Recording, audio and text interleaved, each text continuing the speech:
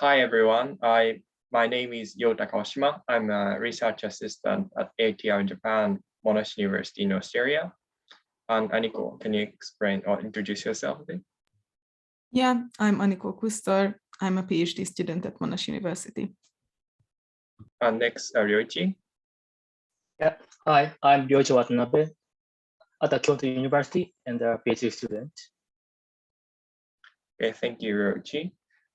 Today, we are going to discuss a paper on active role of inferior frontal cortex in conscious experience, published in 2021 in Current Biology. The authors is Weilnhammer and Fritsch, Chikermane, and Eckert, and Kanthak, and Stuke, and Kaminsky, and Sterzer. And sorry if I pronounce your name in a wrong way. But yeah, today we are going to discuss about this paper.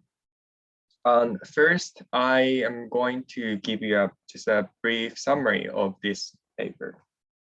Okay, so in this paper, they focused on the role of inferior frontal cortex. And some people says that they just or activity in IFC just reflected not the cause or something the core for conscious experiences, rather the activities just reflect the consequences of conscious experiences, such as introspection or actions. On the other hand, some people says that no, the activity in inferior frontal cortex is important for conscious experiences, and specifically, it has a feedback connectivity to visual areas, and that plays a very important role for conscious experiences. And specifically, their idea, so I think their point is that the IFC is not the consequence of conscious experiences. Rather, they played very important role for conscious experiences. Specifically, what they claim is that the activity in IFC is monitor or collect the differences or conflict between conscious content of consciousness and sensory informations. What I mean is that I think this is quite relevant to the idea of predictive coding or free energy principles. So the basic idea is that the brain has some internal model, and then at the same time, the brain receives some input from external world. So the brain constantly, checking the differences or error between the internal model and the external sensory data. That's the idea of predictive coding and free energy principle, just briefly. In this paper, what they say is that first, the internal model or the brain or internal model corresponds to the content of consciousness. So what the subject participant or human experiences. IFC, inferior frontal cortex, detect the difference between the content of subjective experiences and the sensory data.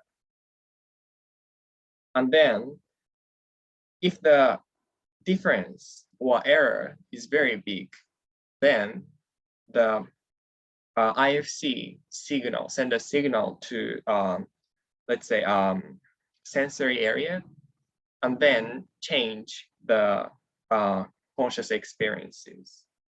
That means that IFC first correct the or accumulate the errors, differences, and then if it reaches, I think, some kind of threshold, then sends a signal to the sensory area so that it can switch or alternate some conscious experiences. So that's the main claim or hypothesis the authors tested in this paper, I guess. And so in order to test their hypothesis or their ideas, they set it up 3 experiments. In the first experiment, they record fMRI and use some Bayesian modeling technique. So what they did is that first show bistable stimulus, which is consists of random dot rotating or can be perceived rotating in leftwise or rightwise, and then record fMRI activity while participant or subject participating in the experiment. The idea or what they try to test in experiment 1 is that whether IFC is really detecting the error or differences between conscious experiences and sensory data. In this experiment, they used a bistable stimulus. So their idea is that, okay, if subject participant consciously perceiving stimulus rotating rightward, while perceiving this or while having these perceptions, there is still also the possible possibility for perception, that is the opposite side rotation, the left side.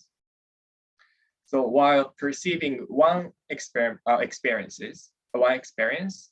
there is still possibility for the other. So that evidence for the alternative possibility is just accumulated as a differences between hypothesis or possible conscious experiences and sensory input. So again, if perceiving leftward rotations, the error between possible right rotation and the sensory information is just accumulated. And then if it reaches some kind of threshold, I guess, then it switched to the other perception. And then again, the same thing happens. So while experiencing one rotation, the evidence for the other rotation can be accumulated, or the error can be accumulated. And then if it reaches some kind of threshold, then switch the experience again. That's what they try to see in experiment 1, I think. And just briefly, they showed that IFC, inferior frontal cortex, actually or indeed detected that kind of error.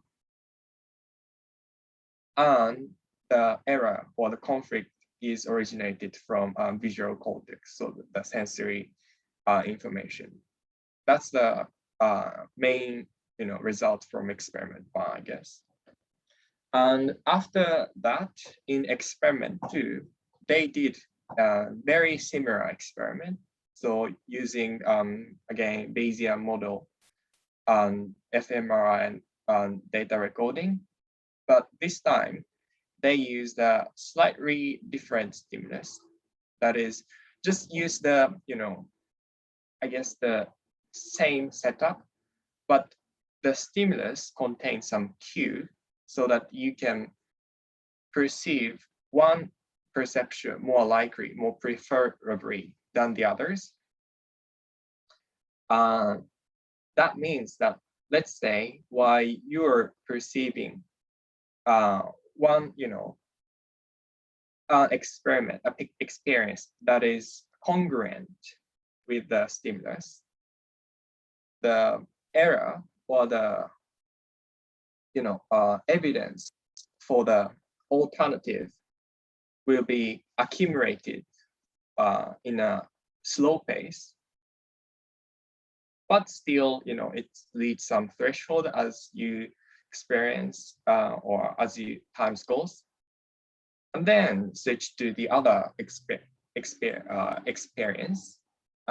But this time the experience is incongruent to the stimulus. So the error evidence will be reach the threshold very quickly.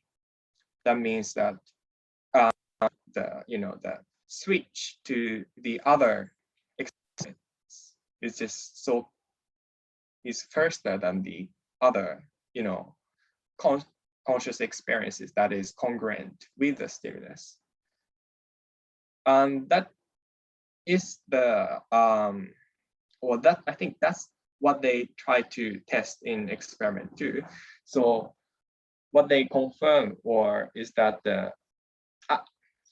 the difference is that in experiment 1, the stimulus is bistable, which is not ecological, because in everyday life, the object or just seeing is not always bistable. So they want to do something more ecological or something more fit to life in experiment 2.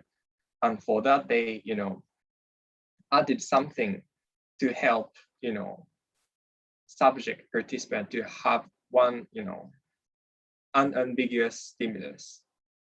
And yet they confirmed that still IFC, inferior frontal cortex, play the similar or the same role, that is encode the change or error induced by the error between the perception, conscious experience, and sensory stimulus or sensory informations. And after that, in experiment 3, they did a bit different thing. That is, they tried to test whether the activation in IFC really triggered some change of perception by sending some signal to visual cortex. To test that, they use TMS, so stimulate the magnetic, set the TMS to the IFC, and their hypothesis is that if the activity in IFC is disrupted or just destroyed by TMS, that means that the accumulated error will be just collapsed or just removed or things like that. So that will reduce the rate or the speed or switch of perceptual change in bistable stimulus. And indeed, they found that by doing TMS experiment with the bistable stimulus experiment, they found that it slowed down the switch of perception, the alternation of perceptions. And at the same time, they found that there were no effect of TMS on perceptual uncertainty, which means that by doing TMS, sub-participant did not see some change in experience. So only like rightward rotation or leftward, I guess. And also there were no effect on reporting behavior. So the TMS on IFC just affect the rate of alternation of conscious experiences. That I think that's the finding from experiment 3. So in summary, I think what the author found is that the contribution of IFC is not just a consequence of just conscious perception. Rather, it kind of contribute to the resolution of perceptual ambiguity, which is, the switching the perception from one to the other. That's the conclusion from this paper. But at the same time, they mentioned that IFC is not might not be necessary for and sufficient for having conscious experiences. So the role is just switching the conscious experiences. So the activity in IFC does not mean that you have some, conscious experiences. I think that's the all from this paper. So if you want to add anything on top of this, please go ahead.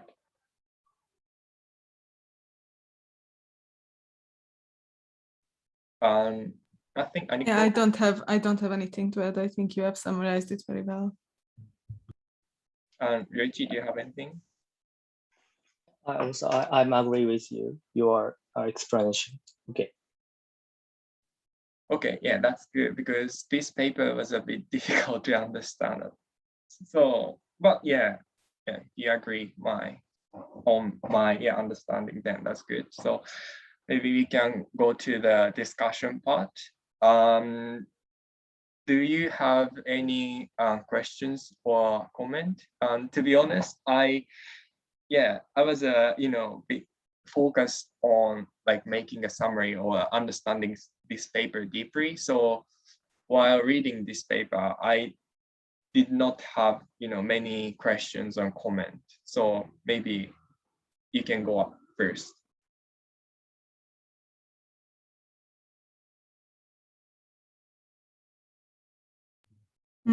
So something I was wondering, and I think they don't specifically mention this, but I'm not 100% sure, and I haven't checked the supplementary material, so I might have just missed it. But maybe you guys have read it somewhere or you can recall this. So I was wondering that since they use this Bayesian perceptual inference approach, and of course they suggest that there's this internal model as Jota described, and then there's this evidence accumulation based on the perceptual information. But I was a bit unsure if the conscious experience itself is the model, or is there an additional or an independent model of what should the perception be? Like, what is the relationship between this internal model that is supposedly being compared with the sensory information and the perceptual experience, like the actual subjective experience? For me, this was unclear, and I don't know. What do you guys think?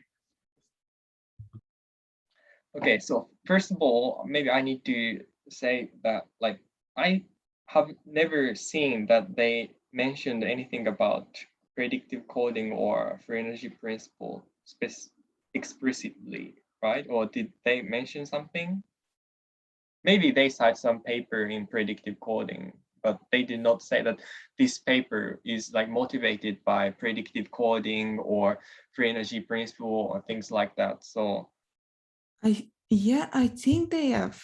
Yeah, they definitely cited papers about this, and they base their models. So the computational model is a Bayesian inference model.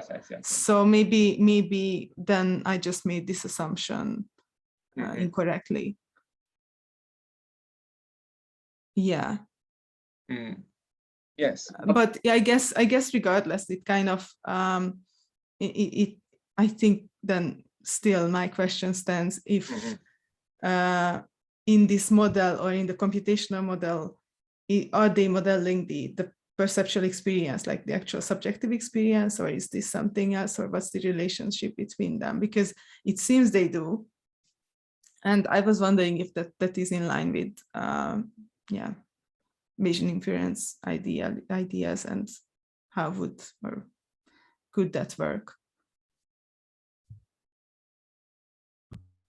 Yeah, so I have the same feeling with Aniko. That is, I don't think they explained what the Bayesian, framework is explicitly in this paper. They just cite this paper. So my understanding is that they do not care about the mechanism of subjective experiences, conscious experiences. So they did not care how these experiences are generated by the brain. But what they say is that there is some some model or some again, I don't know how to describe it, but just internal model in brain, and that should reflect some conscious experiences. That's I think their assumptions. They don't know how these experiences are generated.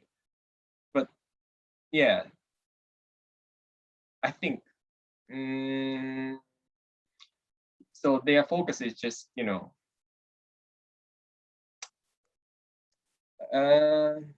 yeah, I think their focus is that not about the mechanism of conscious experiences itself, but the role of IFC, inferior frontal cortex, and suggestion is that that is detecting some differences between some conscious experiences, internal model, and sensory external world informations.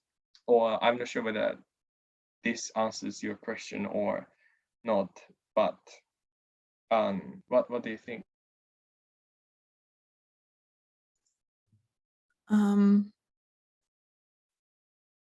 I mean, yeah, so I understand that that's not necessarily, that is not necessarily the goal of this study to establish that. And of course, like, yeah, a single study cannot establish that very easily, or not right now, or not at this stage.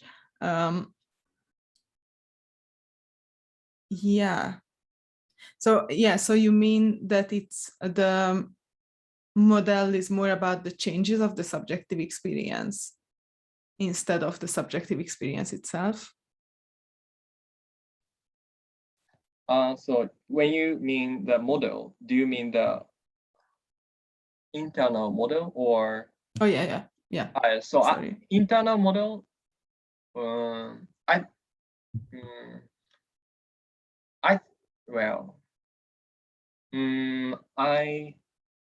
don't know, but so my understanding again is that I just rephrase the same thing, but we have some internal model that generates something, and that is conscious experiences.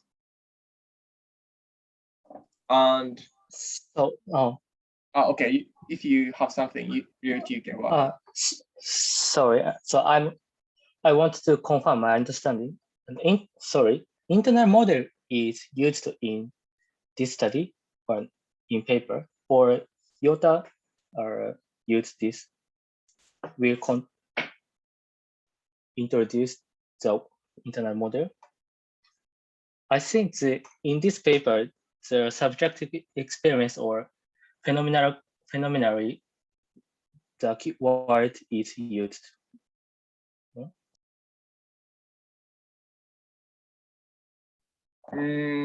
So they did not say anything about internal model explicitly, but this is my interpretation first of all. But they mentioned that IFC or the brain have continuously generating some hypothesis.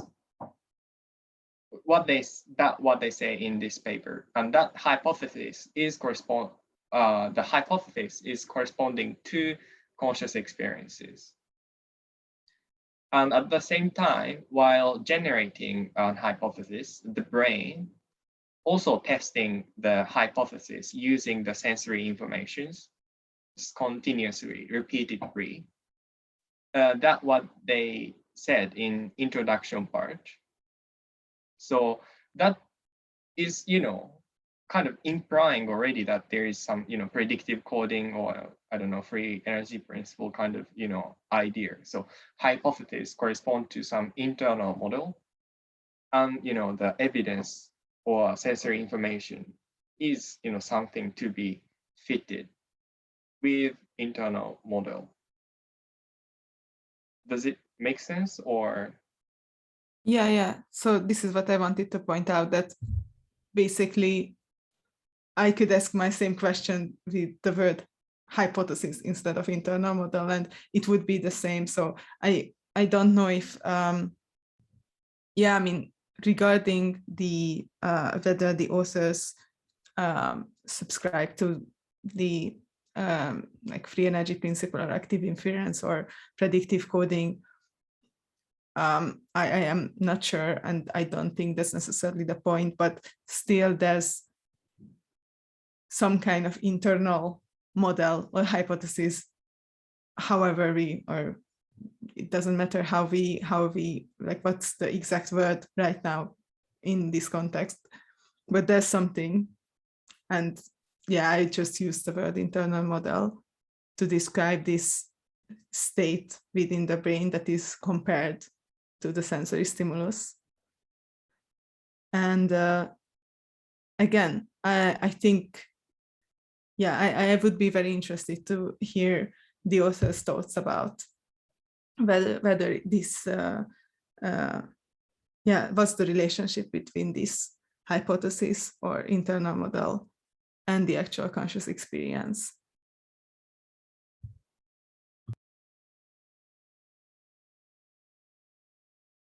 But perhaps I guess then it wasn't, you agree that it wasn't specifically addressed in the paper, so we are not able to discuss this, but yeah, this was definitely a question I had.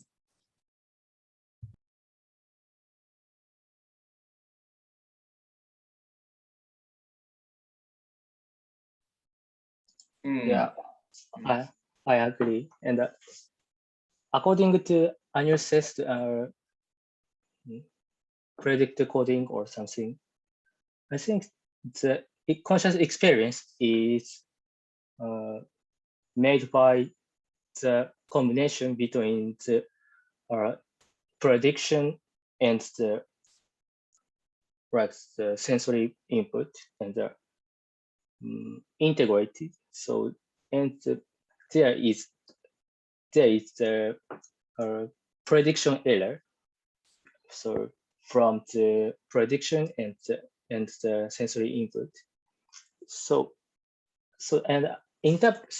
we interpret the so we experience the our conscious experience is modulated by the prediction and the sensory input, not the prediction only, not the sensory input information. And I think your question is how or why or mechanism to integrate between the prediction and the sensory input, right?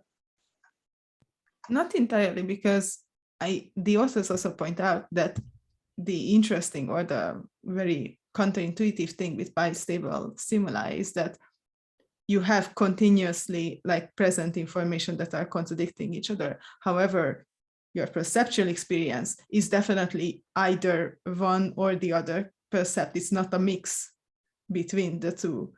So in that way, it seems like this whole competition between the sensory stimuli or the evidence accumulation process is not perceived, or so the subjective experience doesn't reflect this process, just the change, just the, as Jota suggested, this threshold point when the evidence is accumulated, then suddenly the perceptual experience, the subjective experience is changing to the opposite direction or to the opposite percept.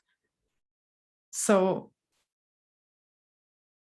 yeah, like just if we are just talking about strictly about the subjective experience, it doesn't seem to, or it's not straightforward for me if it's a how to explain this, because the subjective experience itself doesn't seem like a gradual change, but more like a switch. Do you know what I mean?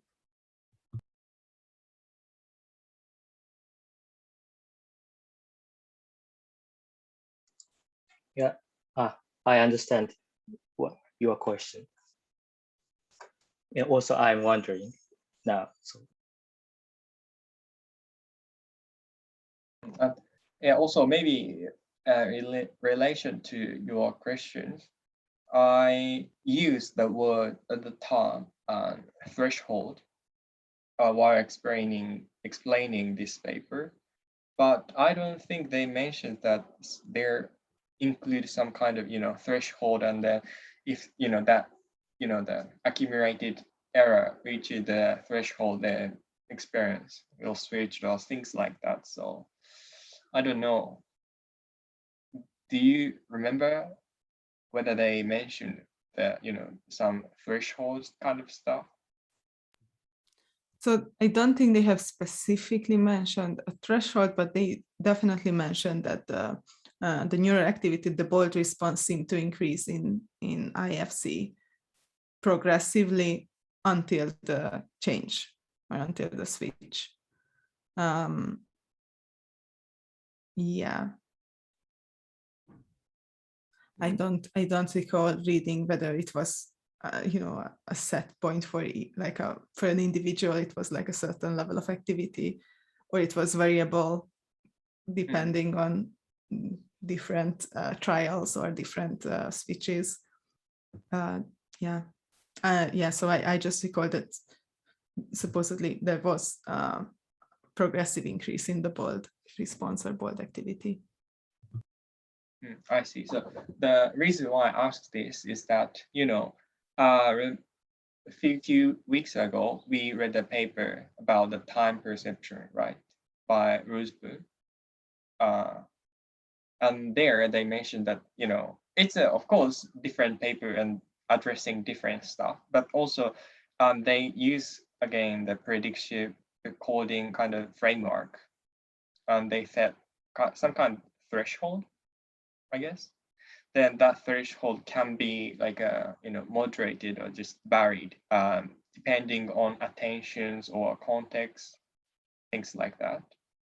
So my question was, okay, then if they imply some kind of threshold in this paper, then is it like a constant or can be varied?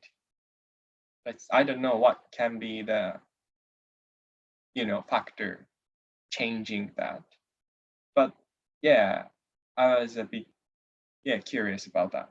So that's the reason why I asked about these threshold, or do they explicitly like a model that kind of threshold in this framework, or yeah, that was my question or just a comment. I think the specifically the computational modeling is maybe it is described in detail, but I haven't read it, so I don't know exactly.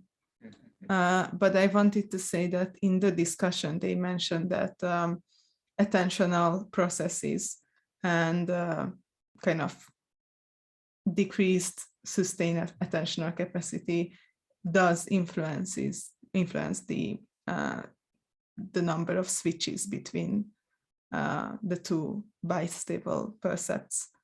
So there's definitely some evidence or some conditions in which this threshold, so to say, could be altered by attention, for example.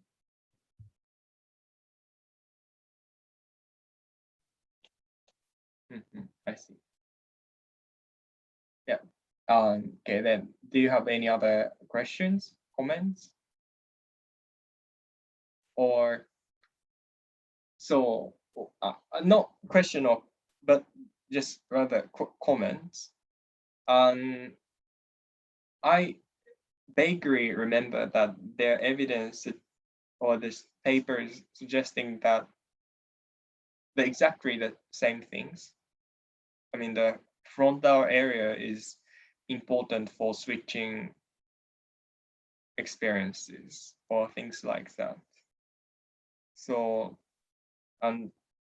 yeah, again, this is my just an ambiguous memory, but they also use, TMS to check that. So my question is, or my comment was that, the interesting point of this paper is that they use, this predictive coding kind of framework to explain, the switch of conscious experiences.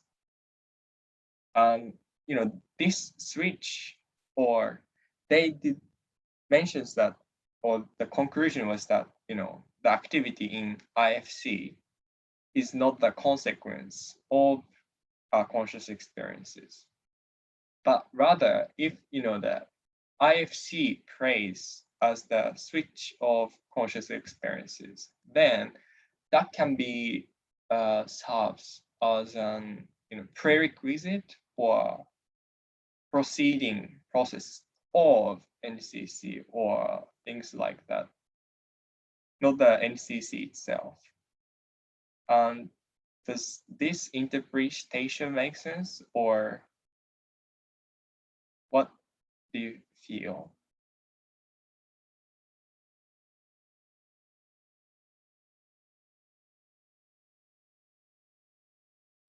So I think the authors were quite cautious with this, and they discussed several potential limitations or alternative explanations in the discussion, which was, I think, very, very good.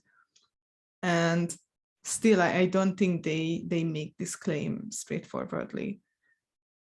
But on the other hand, I think this is a very good demonstration of the importance of IFG or IFC. Yeah, I mean, it's difficult, but there seems to be a strong influence of IFC on conscious experience, but of course, yeah, it's difficult. Mm-hmm. Yeah, while listening to your saying, I kind of have a stupid idea that, let's say, if we somehow disconnect the connection from IFC to visual area, that means that brain just can't switch the experiences, right? So while presenting the different stimulus, but the same experiences, things like that, or I'm not sure whether this stupid idea makes sense or not, but like. So they bring up that they have also found some activity in the parietal region, and yeah, they don't address whether, like, what's the relationship between the processes in the IFC and in the parietal region, whether it's parallel or yeah, supporting, or what's their role. But technically with this TMS protocol, the idea is that they disturb the process, or they disturb the free feedback from IFC to visual cortex. So I think they kind of wanted to do that, but of course it's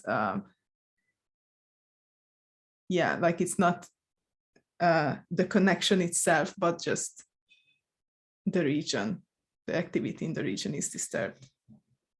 Mm-hmm. I see, and that makes sense. Mm-hmm. Yeah, I see.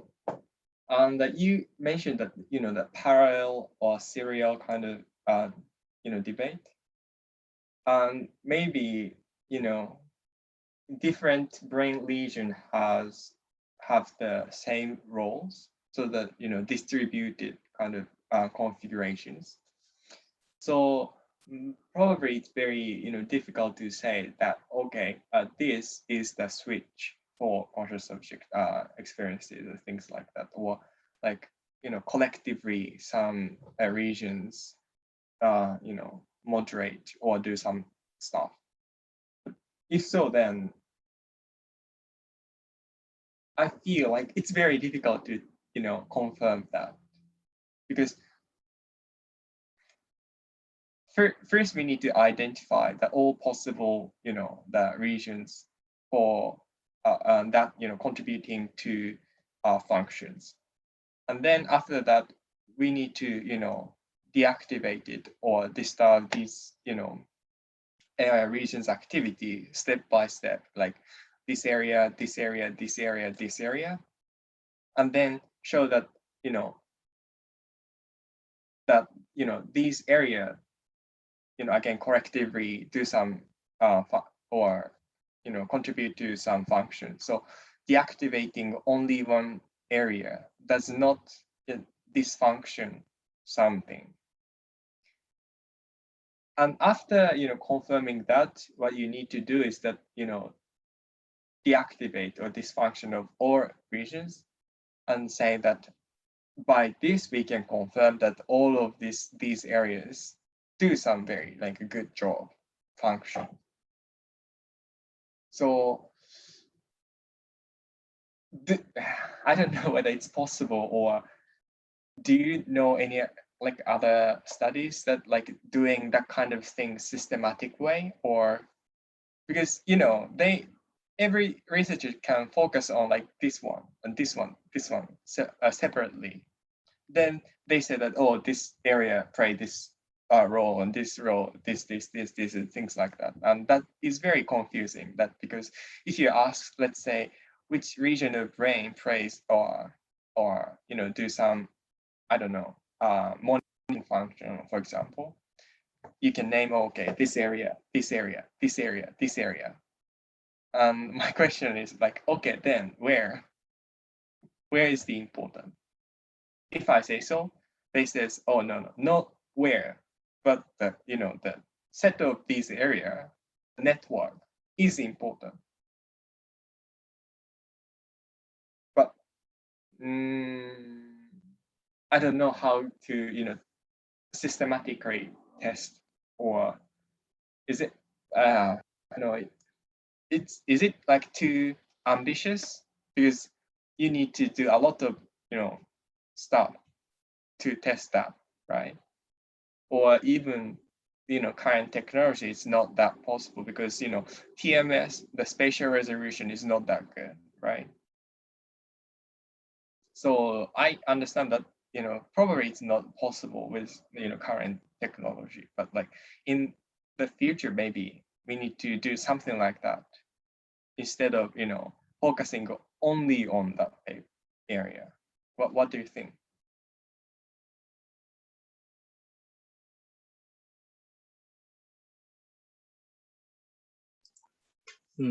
Yeah,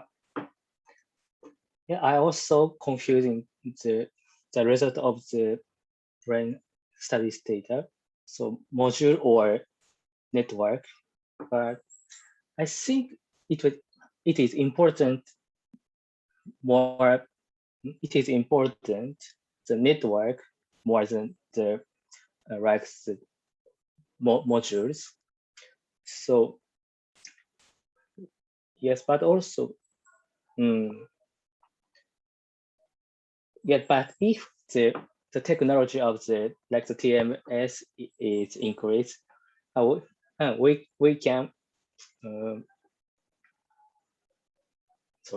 we can infer the one module or one area and control the experimental condition. So yeah, I think it will be happen in the future, or like the in brain study for research or something. Yeah, so I guess with optogenetic research, you can do similar things, or somewhat similar things. I mean, yeah, we are far away from doing that on humans, I guess. But if someone is working on it, then please go ahead. That would be good and useful for consciousness research. But so just a quick note on what you mentioned, Jota. I also had this note that for my master's thesis, I was working with cognitive control and response inhibition. And in the response inhibition field, the IFG, so the inferior frontal gyrus or the inferior frontal cortex, specifically the right inferior frontal cortex, is like a big thing. It has been debated whether this is the region that's responsible for response inhibition. And yeah, it's always funny or interesting to read about, different fields talking about the same region. I would be very curious to see how, all the studies on response inhibition can be kind of connected or can complement findings like this. But yeah, this is kind of, the same point that you made, that there are important regions that just seem to be very important in many things, and different psychological questions or traditions seem to find these regions, and they all claim it as their own. And it's always nice to actually compare or connect between fields and see what the different, see how can we connect these different findings.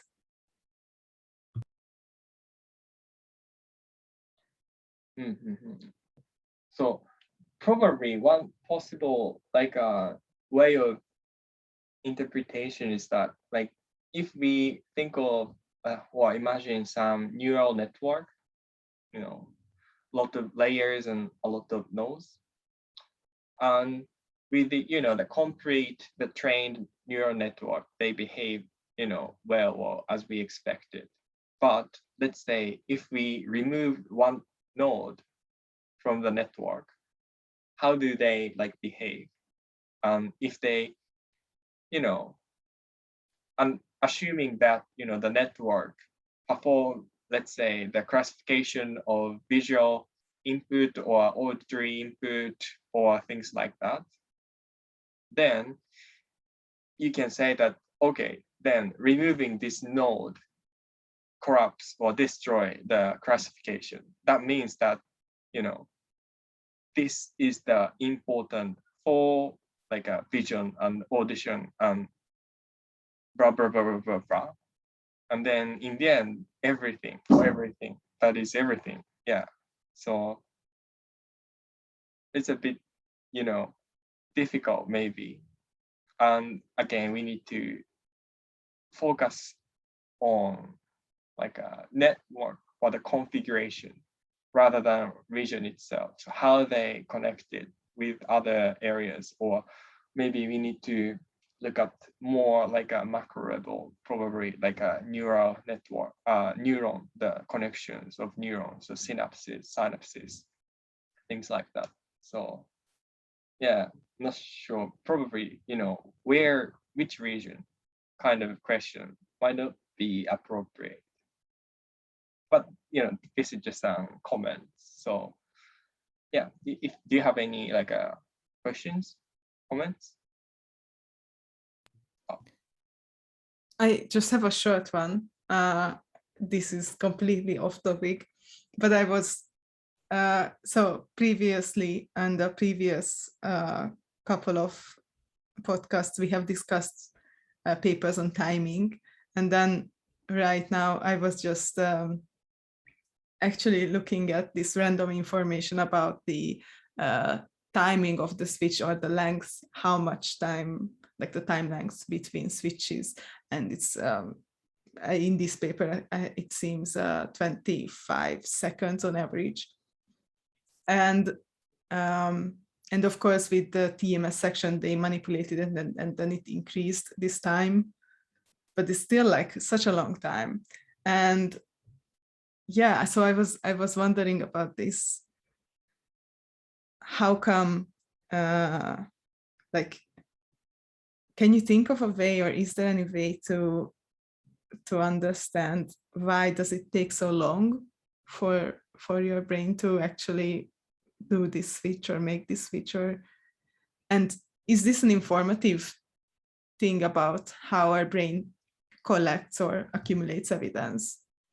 Like, can we use this somehow to estimate another facet of time perception or time in the brain, just using this indirect measure of how much time do you need to collect evidence about perceptual information?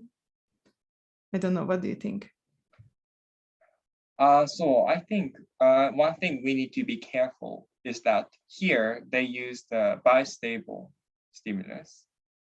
That means that, that stimulus can be interpreted in a two different way, almost equally. So the rate of, evidence accumulation will be very, very slow. And that will be, or can be reflected in the time frame of this,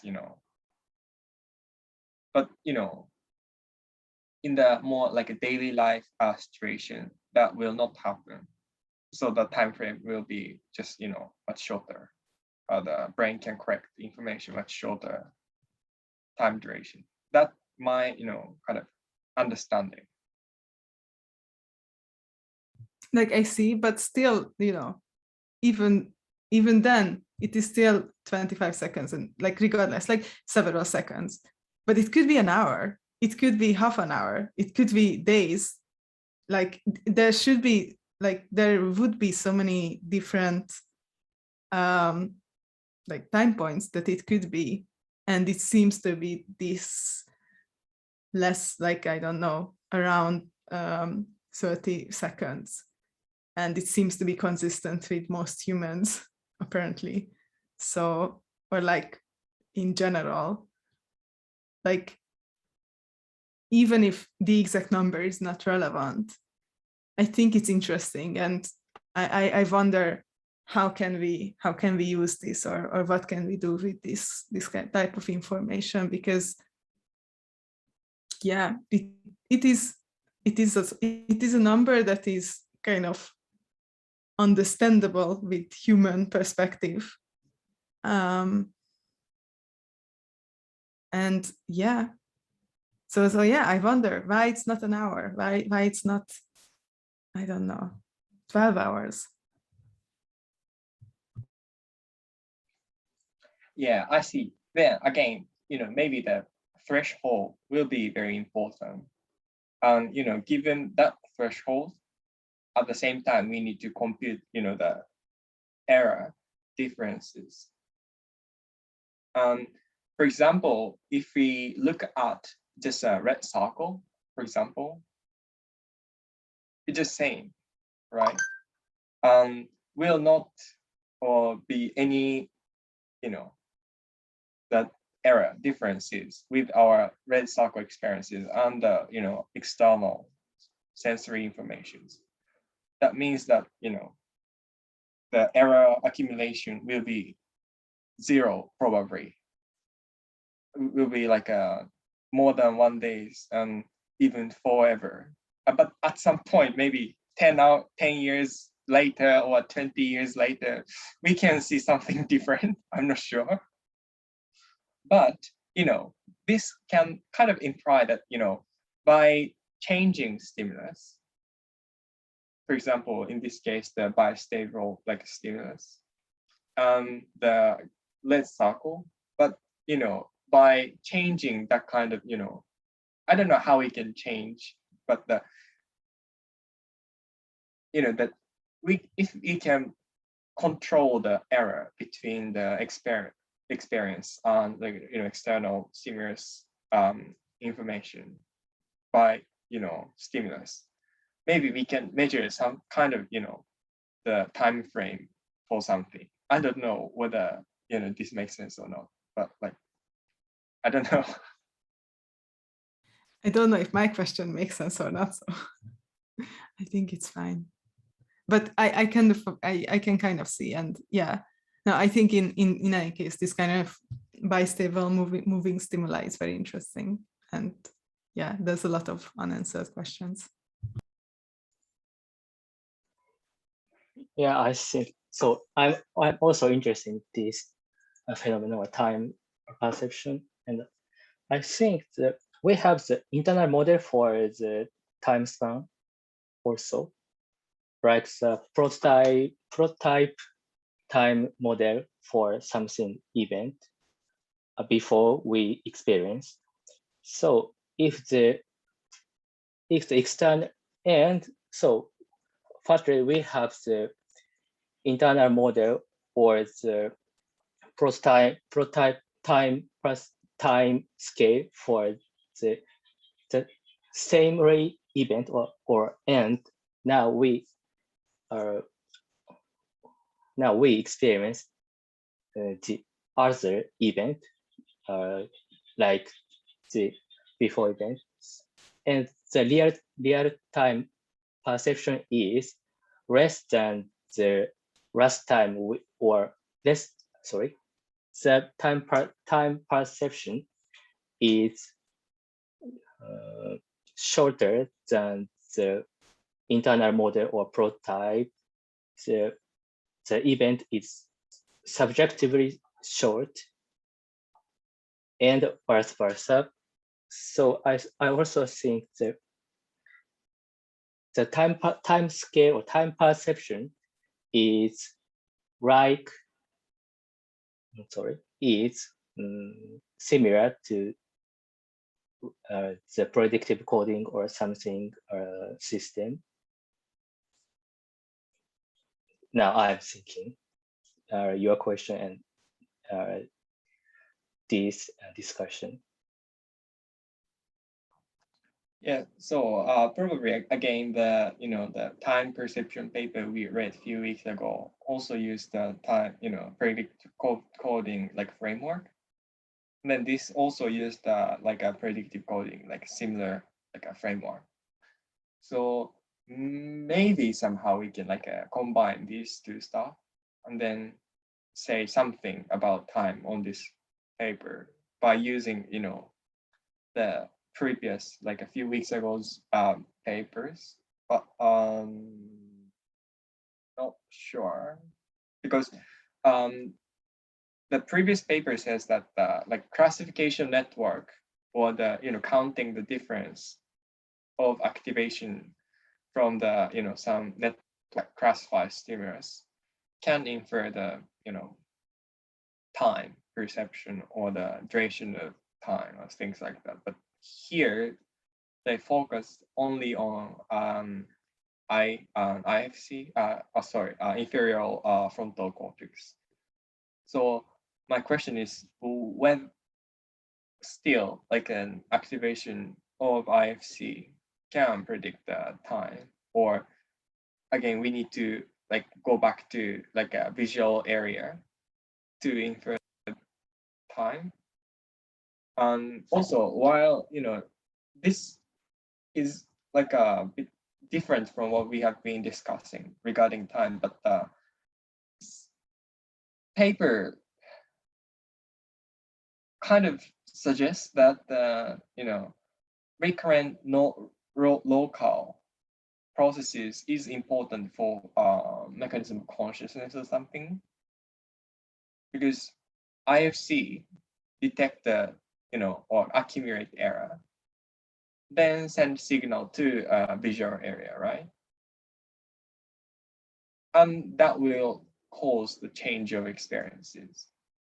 That means that the target of the signal should be important for conscious experiences, or can be correspond to the mechanism of conscious experiences. If so, then like okay, then the visual area is important, or do they still like say that no, the not the visual area, but there's some gain region that is for internal model, creating internal model can be, or what do you think, or do you think like both interpretation like it can be possible still, or?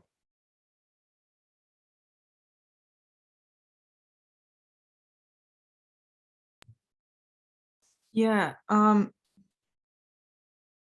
not sure if I understand your question exactly. Can you rephrase it somehow? Yeah, sure. So my question is that, like, do they support the local recurrent network hypothesis, or other higher order hypothesis? Because they showed that the accumulated error in IFC can or will be send a signal to a visual area, right? And that caused the change of perception or conscious experiences. Well, did that cause the change, or? I don't know. I might need to check the paper or my note again, but like if I remember correctly, like they says that something Fritsch of experiences. Not maybe cause, but switch. Yeah, I mean, yeah, it's so hard to say. And I think they're also like very consciously don't want to argue about strong causation, which makes sense. So I also don't know if, yeah, I mean, there seems to be, like, I think, if right now this paper has a pretty strong methodology and a strong support on causal role, but of course it's like, yeah, it's difficult to prove, or difficult to undeniably kind of agree on that. But I think they say that they don't, like, I think in the discussion they argue that their findings not in support of one specific idea, but more like can be considered as a complementary, or can be kind of reconciled with a couple of different approaches. Yeah.